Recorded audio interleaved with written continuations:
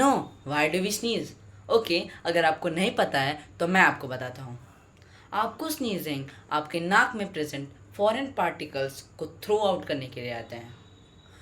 Whenever the dust enters in your nose, it causes the irritation to the small thin cilia. The cilia transfers a message to the brain by the trigeminal nerve, and the brain transfers the message to the lungs. The lungs starts filling air inside them. But before exhaling that air, what happens? There are three things that mainly happen before exhaling that air. First, the facial muscles get stretched.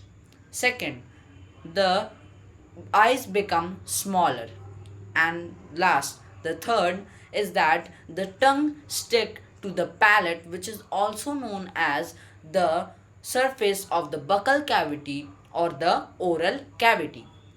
And one more interesting fact is that when sneeze comes, it comes with the speed of 160 kilometers per hour.